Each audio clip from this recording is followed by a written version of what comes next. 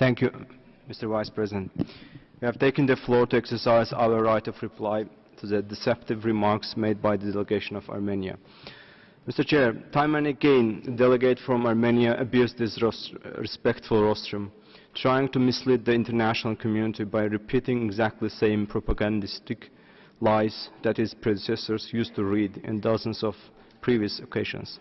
I wonder how a delegate from the country which has been implementing a policy of total ethnic cleansing of both its own territory and occupied territories of Azerbaijan, of all non-Armenians, can even talk about tolerance and non-discrimination.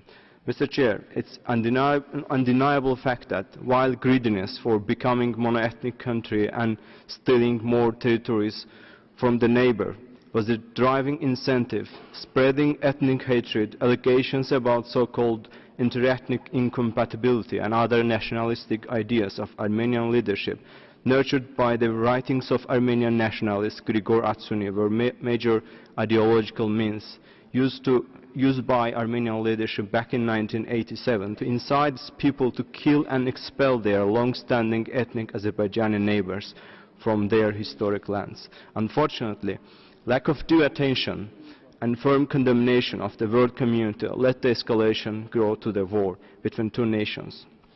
It's Armenia's consistent ignorance of international law and relevant resolutions of the UN Security Council that does not allow our nations to live in peace and security in their homeland. What's even more worrisome is that instead of preparing its people for peace, prosperous and stable future in friendship and in cooperation with neighboring countries, the new leadership of Armenia continues to repeat mistakes of its predecessor and publicly incites its society to new wars, violence and aggression, and propagate by all means the dangerous ideas of enmity and hatred towards Azerbaijan.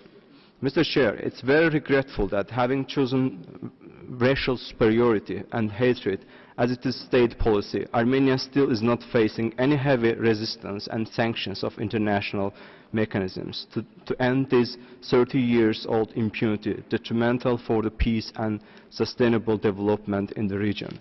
In conclusion, let me underline that unlike Armenia, which has established itself as a mono-ethnic society at the expense of expelling all non-Armenian population, Azerbaijan preserves its ethnic, cultural and religious diversity.